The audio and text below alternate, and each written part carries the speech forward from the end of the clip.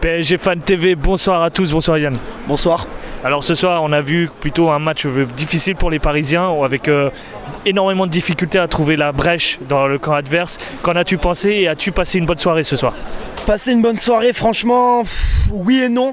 Oui, parce qu'il y avait une très très belle ambiance. J'étais en tribune Auteuil rouge comme à chaque fois et l'ambiance était vraiment magnifique ce soir. Mais une bonne soirée dans le terme de jeu, c'était vraiment très ennuyant. On s'est fait chier, vraiment on s'est fait chier. On a fini par débloquer la situation sur penalty à la fin de la première mi-temps. Et au final, on s'est fait rattraper à nouveau sur penalty dans la seconde mi-temps. Et derrière, on n'a pas été capable de recoller et de prendre les devants. On aurait pu se qualifier ce soir, c'est manqué. Donc la bonne soirée ce soir, je te cache pas que j'ai un peu le mort. Oui, c'est vrai qu'on aurait pu se qualifier directement avec cette défaite de la Juve à Maccabi. Voilà, on a manqué le coche. Est-ce que tu as clairement senti un manque d'envie de nos Parisiens où on parle souvent qu'il y a un manque d'intensité, un manque de fond de jeu et quelle analyse peux-tu avoir là-dessus? Le manque d'intensité comme toujours, on le dit à chaque fois, le manque de rythme, le manque d'intensité. Faut faire tourner aussi un petit peu. Des joueurs comme Fabian Ruiz ou Carlos Soler doivent débuter plus souvent.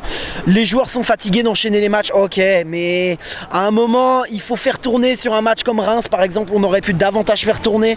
On l'a pas fait, on a perdu nos nerfs en plus dans ce match face à Reims.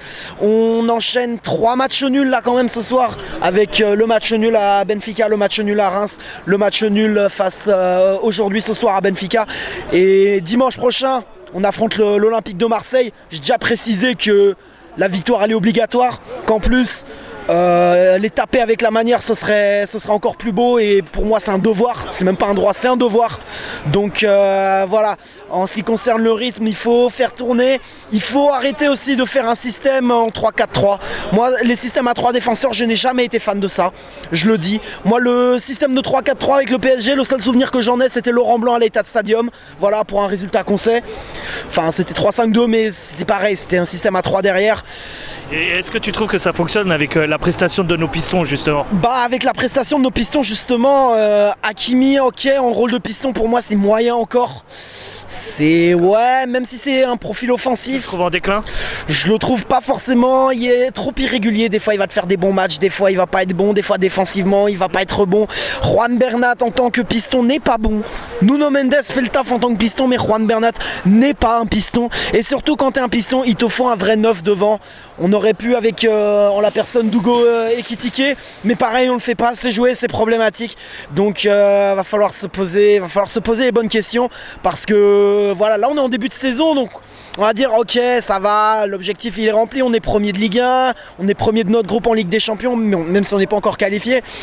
Mais voilà, va falloir se poser les bonnes questions parce que la saison va être bizarre, va y avoir la Coupe du Monde. Dans un mois, ça va faire une grosse pause dans la saison.